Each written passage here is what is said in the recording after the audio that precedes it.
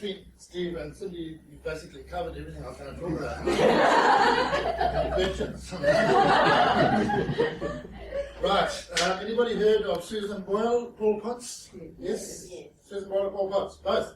Yeah. Both. That is the most amazing. I can actually stop to tingle when I think about it. Where Susan Boyle was up on the stage, made some crack joke, everybody's going, oh, what's going on here? And she blew them away, blew four of the most arrogant people you could find, blew them right out their chairs, and she was what they didn't think she was. And a little bit later, a few weeks later, years later, Paul Potts came along, same thing, fat dude, probably played prop in rugby and whatever, tooth missing like me, everything like that, and I can't sing, we got the time. He blew them out of their chairs. They have got something that's innate that you can't see. Now, every single one of us is a speaker, whether you're a speaker, trainer, whatever. You've got that within you. You have the ability to move things without touching them. And you know that if you're a motivational speaker or you're a trainer or something, that you actually need to get a return on your investment, which is the speaking. Within you, though, that's the little 1% of what's in here that you're using, which is the speaker, trainer, whatever hat you're wearing. That's it. That's what I do. There's a lot more that you actually can do with your life and with your gifts and like that, which you haven't even thought about. And the reason I speaking about books tonight, I said to Chantel, I've done a few talks. I do frogs as well. Include a lot of sex. It's a bit like sort of vagina monologues or shades of grey, like that. People just love it. I fill the room with Rotarians and everybody. They way past themselves by that anyway. They just love to hear the stuff about what animals do to make small animals. And I give people a different dimension on nature and what goes on around them. Because, you know, think about frogs. If you think about frogs, the first thing you'll think of is, oh, okay, bloody frogs. These damn frogs, I can't hear myself thinking. And you tear it, you go out, you chuck them all in a bucket, throw them over the fence, they're back tomorrow, it doesn't matter. And between you and the frogs is this game. You're doing huge kilometrage during summer, or you whack them over the fence or thing. But what they're doing is they're there for a purpose. They're eating the mozzies, otherwise you spend the whole year going like this. They're there for a reason. But if you don't know what the reason is, you actually let it drive you up the wall and kill it. So I talk to people about frogs. I talk about snakes. I've already had a reaction from you about snakes. And if I go to Ermelo, which is that's the headquarters of the Flat Earth Society, go there to do a talk, and they all run. They all hide behind trees, and these are all white people. So there's this whole fear thing which they've been brought up with their entire life. So at some stage in my life, I thought, no, I must just write little articles and things like that, and just send to them and say, can I read this? And then maybe next time you see something, you'll see, yes, it does lie, huh? Yeah, it does. They don't chase you. Yes. So that was like almost a hobby. I was born in the UK, born in London, Streatham, which is now full of dog people with knives. So I was born in Streatham, and I was born there, and it was an accident of birth. My father demobbed from the Air Force, and he had nothing else to do before the ship came out. So I was born. So there we go. No TV, nothing. So we came out to Rhodesia as my parents were settlers. We lived in a PSASA. We had bucket toilets, which was fantastic because I used to shoot at the guy with a donkey wagon with all the buckets. Bing! And it's, what's over? And bing! Okay, so it was things that kids did. So we had bucket toilets. So when I saw the rubbish in Cape Town, I just sympathise. Yes, I know about it. I emphasise it. We just had bucket toilets. My mother wrote, you just hear the Olivetti going, ding! Ding! All night. So she had plays on the radio, which was FBC, Federal Broadcasting Corporation. My dad used to do voiceovers and things like that. So Mum wrote plays, my dad did voiceovers. He was a professional, he was trained as a chef, he was a professional photographer on the wall, looking through to bomb people. We can kill millions here. Go! Take a picture. And he came back as a professional photographer in Rhodesia. I got bilharzia. If you didn't get bilharzia, you'd never swam in the McKrill River. So we all got those things, all had bilharzia. Hands up those had bilharzia, right? My dad had his own radio program, a jazz program called On Blue Night.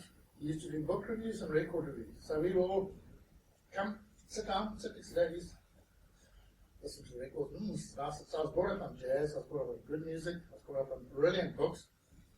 So I had this nucleus I was an absolute failure at school. I hated school with a passion. I knew every insect and thing outside my window at school, right through school. I was brilliant. I could tell you what they were doing, where that rabbit used to go and poo, what this did, and they're hatching and stuff, everything. Miserable, but everything else. Total waste of time. I actually had fun doing what I should have been doing. And I'm now having fun doing what I should have been doing 40 years ago, which is, as my wife says, I'm a consummate bullshitter.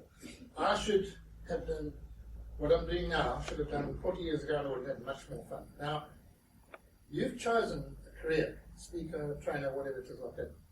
You dedicate yourself to that, and it's one of those things, jump, and the net will appear. I think you've all been there. Right, let's be a speaker, here we go. Bye. Nothing, no net, no net. So lucky, yeah. So jump and the net will appear, and I just said, no, I'm out of here. I was in the motor trade, face to face with customers, arguing about 10 rand wheel balance and what your guy's done to my car. And ever since you did that to my car, the toilet doesn't flush. And when I tried to say, I understand, you don't understand my problem.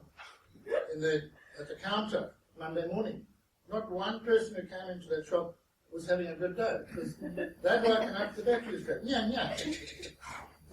So the guy comes storming in the shop, not my fault, it's his battery, not mine.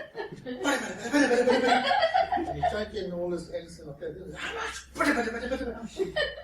and it's like you've got this all the time, and there's a puncture and this and that and the other thing. And I thought, no, why am I doing this? This is like taking out power, just whacking yourself.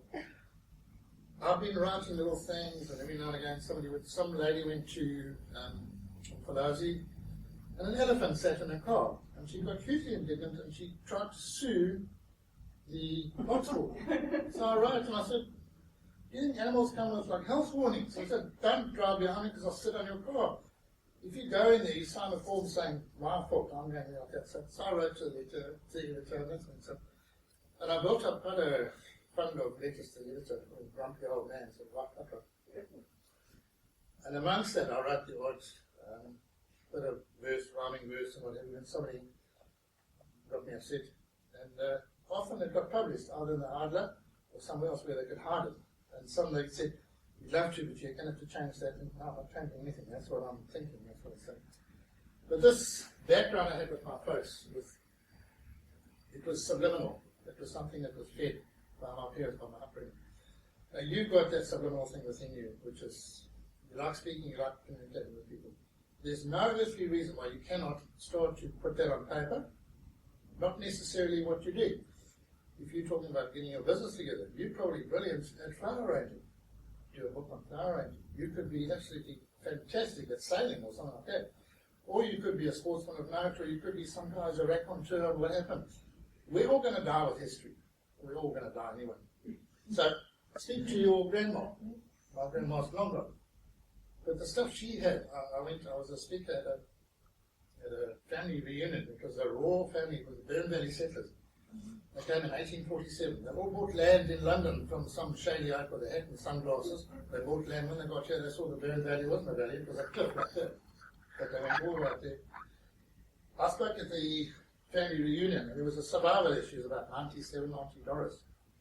And she told me about how they used to go to school, and when they got to the bottom of the hill at school, and they were some school near Copa, Dad, they'd really get up the car, he'd turn the car around, reverse, they'd all get back in, and he'd reverse up the hill.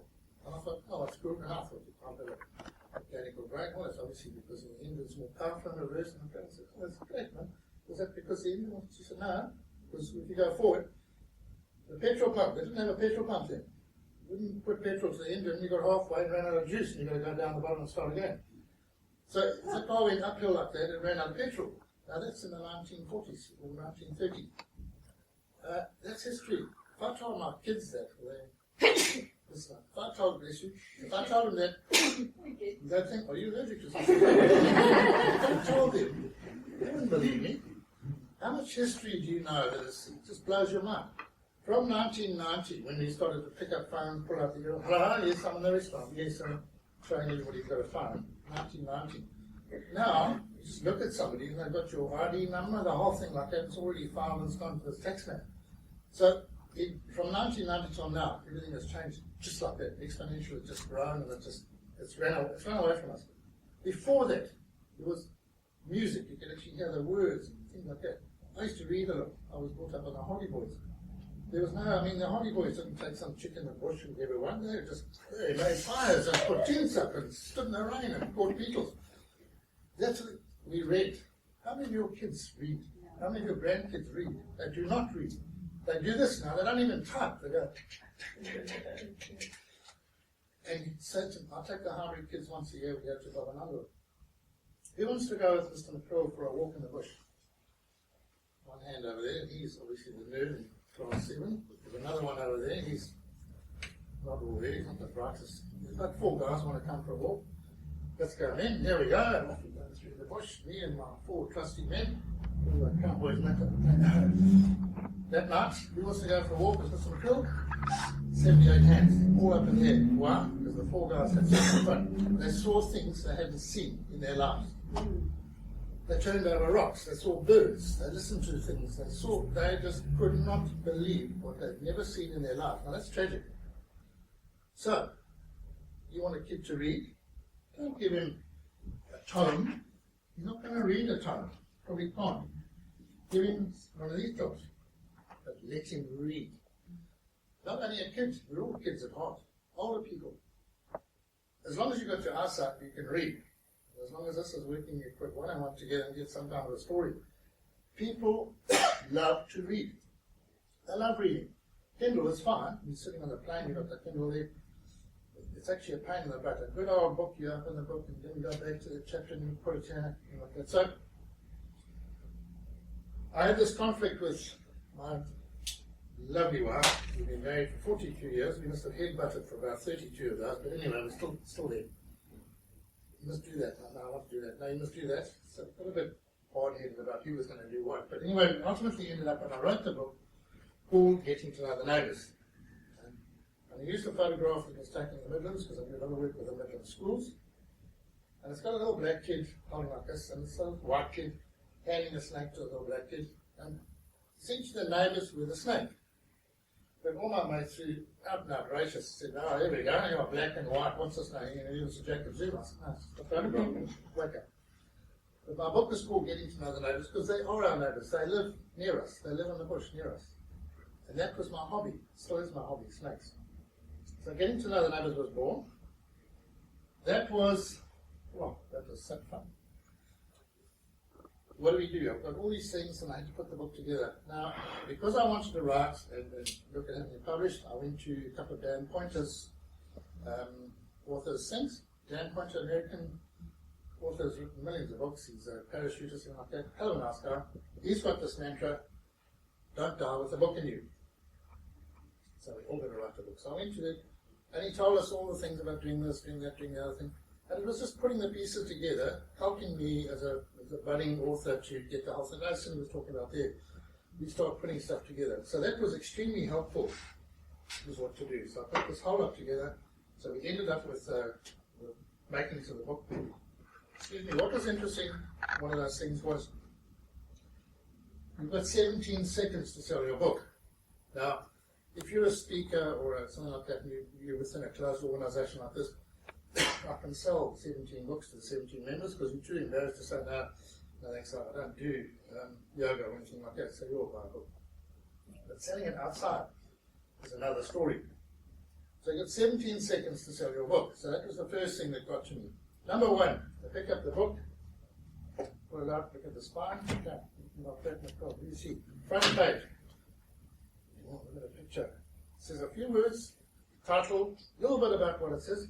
I go to the back, look at the back page, where it says Scared of Snakes, and it's got about 80 words on what this book is all about. It's got some photos, oh look at that, look at that. Then they go like this, pictures, whatever. It's either there, or it's back in there. That's for 17 seconds. The cover is the most important thing on your book. There's a book which is entitled The Naaspoorter Book of Tackling, which is empty. There are about 150 blank pages inside the book. It's a genuine book. It's been marketed. It just flew off the shelves. It was the best Christmas present ever about 12 years or 14 years ago. The cover sold that book. Oh, nice book, it's actually no. There's nothing wrong. Oh, geez, what a joke. Okay, here we go. People just look and they put it back. So now, this is an aside here. Then I took this and what am I going to do with this? And I had it all. I went to the printers and I said, there's my book. And they said, oh, photographs. Here you've got a photograph. So if you've got photographs and you've got colour photographs, watch out because the price goes up that exponentially. They're not very helpful. He says, oh, you know, it's just one 4-page, you fold and you fold and you fold. It's 16 pages, you multiply by 427. That's going to be 47,000 rand. Huh? What? I'm not buying a car, I want this to be published. No, the numbers were frightening. So what I decided was a little bit clever. I would publish a limited edition of the book, hardcover, numbered, or name in the book. So if you're Jimmy Blogs, you are number 43, you're in the back of the book here, Jimmy Blogs, number 43. I then emailed Jimmy Blogs, along with all my other poor sucker mates, and said, guys, limited edition, it's going to cost you $350. There's only 70 of them in my account. Sold. 2 days. Sold the whole lot. Take the money, find some printers there, guys, look, do the books. So they did the rest. So that was my first printing. Now, putting this together initially was a trick because there was conflict with my wife. She's a teacher.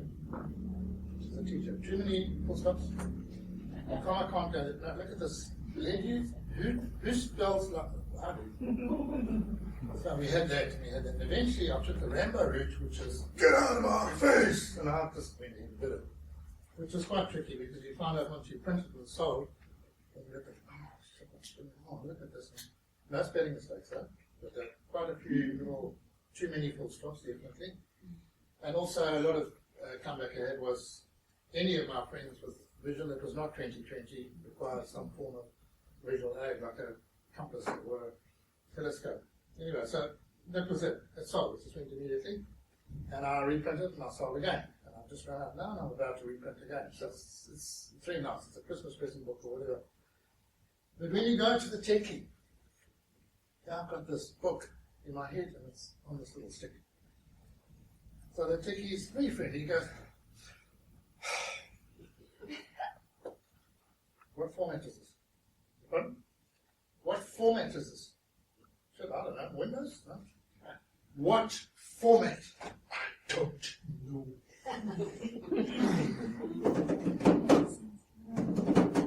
Are these YTB or the KBWR? What? Are these YTB that I don't, what are you talking about? These pictures? I don't know. Just, can you print them? So that was my opening with this techie. A wonderful guy, magic guy. I've even given my rating in the book. I said, hey, listen, you're a mamba. I meant you should be bitten by mamba. Anyway. The problem with that is you just make assumptions, wild assumptions, but the person knows exactly where you're going, what you're talking about, things like that. So that is a stumbling block. Why I chose self-publishing. Self-publishing, the book's going to cost you X amount, which is, we can handle it, we can get the money together. But you make the profit of the book. But if you self-publish, and with the greatest respect, it's a crappy book, you end up with a garage where you've got to park your car outside. Because you've got a lot of books in the garage. And you can't even give them to the birds because they don't need paper. So, self-publishing is a gamble. Unless you know, I would say pre-sell if you're going to self-publish. Pick on your mates first, and then try other people. If you go to a publisher, they will say, like they did to me, fantastic, straight, great. Snake book, huh? It's a behavioural book. It's a book on the behaviour of the animal and the behaviour of humans. So there are two, no, it's a snake book. So, well, okay, right, okay, snake book. Well, we've got quite a few snake books, so we're not looking for any more. No, this is a behavioural book. And it's got a bit of my history and why I'm here. No, it's got pictures of snakes. Yes, no.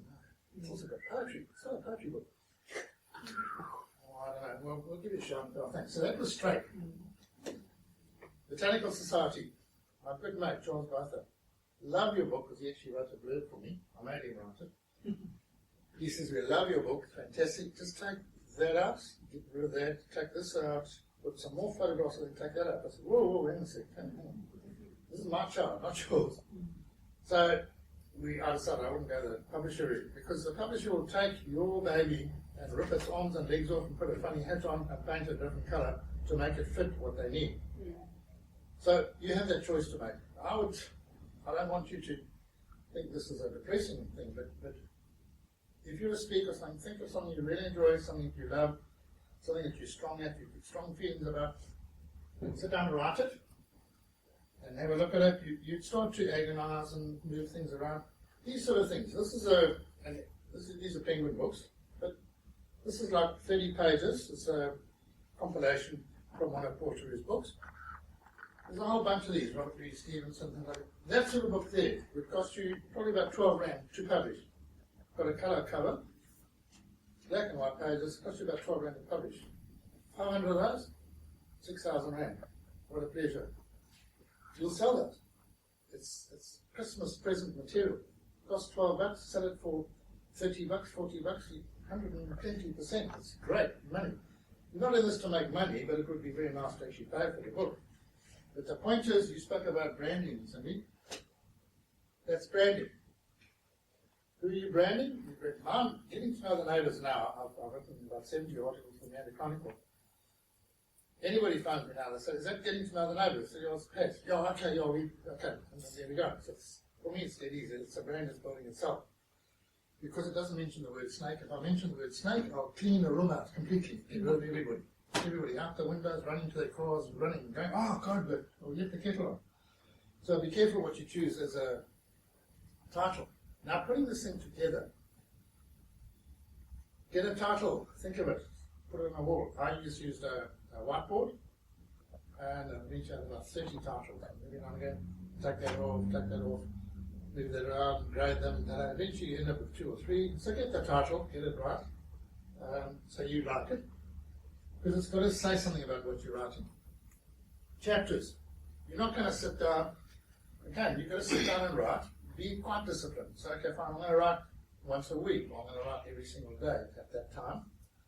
I know it's like, I'm not a disciplined person, so I couldn't sit at 7 o'clock every morning and write. And also, because of the phone and this and that and the other thing. Everything's got a bit of there's a long drop lament there, which is longish, sure. There's Trials and Tribulations of a Travelling Towelhead, which is my brother-in-law who's in Australia. He sent me a photograph of himself with a towel around his head. So I sent back a thing saying, you look just like a Taliban. And 10 minutes later, he sent me back another photograph with a rifle here. So I wrote about him, and I'll just read it to you. 2 minutes. 1 minute down. I was on my way to Brisbane. I just come out the dunny. Check out fella said, suppose you think that's funny. That towel you wrapped around your head. And here, I beg your pardon, you look just like that fugitive. I think his name's Ben Laden. If you go through that loading door, they'll chuck you off the plane. They'll stick you in the lily bin. You've got to be insane. Now, what the hell's got into you, mate, wearing such a hat? The bloody country's on alert. You go around in that. I stood me ground and stared him down, that cocky airport body. I got so cross with his damn terrain, nearly rammed him with me trolley. Now listen here, you little squirt, before you lose your voice. I'll tell you why I'm wearing this, and it sure ain't out of choice. My name is Wayne, and I'm on my way to see me kids and wife. But just before you called, a flight in my stomach gave me strife. I ran as fast as my legs would go, heading for the bog. Around the corner, just my luck, comes a blind man with his dog.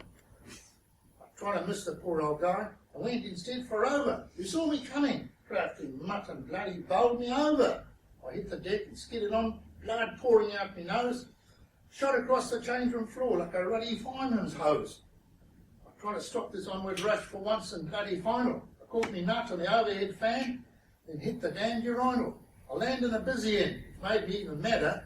Found myself beneath a guy who was emptying out his bladder. Now I don't want you guys to think that this is just a story. Left out all the messy bits, some of them quite gory. Without the towel wrapped round my head, I look a bloody sight. So I'm asking you to cut the crap and let me on this flight.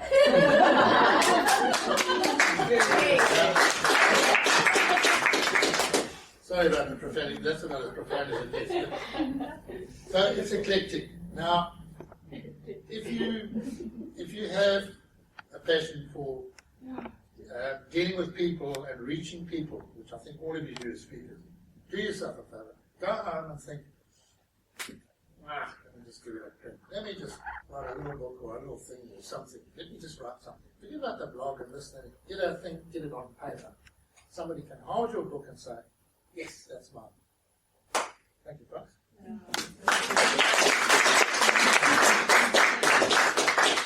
Any questions for Kat? How many did you print when you printed your book? You know, after your initial limited edition? I did 1,000. Okay. Yeah, so that's one. Fantastic. It was a financial consideration because they want the money up front. Oh my God, so it's a bit of a trick. But I'm at the point now where there's a possibility of a sponsor, so that's cool. So I have to put a badge on somewhere and say, right, there we go. But I'm not proud. You can get a sponsor? Yeah. That's fine. They're all there. Again, your credibility, you spoke about credibility. Is at stake, and so is theirs, obviously, it's a value, but there are people who've got money to put into projects like that. Can I ask a question? How do you move from that cognitive, analytical, matter-of-fact brain to that free-flowing, creative, no-nonsense, fun, go for it? What makes your brain cognitive, analytical, in the line? What makes your brain there? Do you make it there, or are you born with it? Both. Can't be both, otherwise you must be, oh, you're Gemini. Okay, you've got to switch. You switch yourself into cool, calm, collected, analytical. I'm going to help you. You just do what I tell you to do. When you pull out of it, you must pull out of it. You must have a. Do you have a comfort zone? Do you have your comfort zone? Mine is a rock in the bush. That's my comfort zone. I was going to sit in a rock. Think, what a lovely day. Thank you, God. Hey, nature, this is fantastic. That is my comfort zone. When I'm talking, my comfort zone is something else. But I do have, and I don't have to move. It's not a conscious decision. It just arrives. It's like a holiday. Take a holiday from your lives and things like that. And when you take that holiday, on that holiday, you're putting your suitcase with. Yeah, make it your suitcase, not a formal suitcase. But make it something that, if you enjoy it, somebody else will enjoy it. I promise you. I promise you. There's millions and millions and millions of people who will enjoy exactly what you enjoy. That's the beauty of life. Thank you, folks.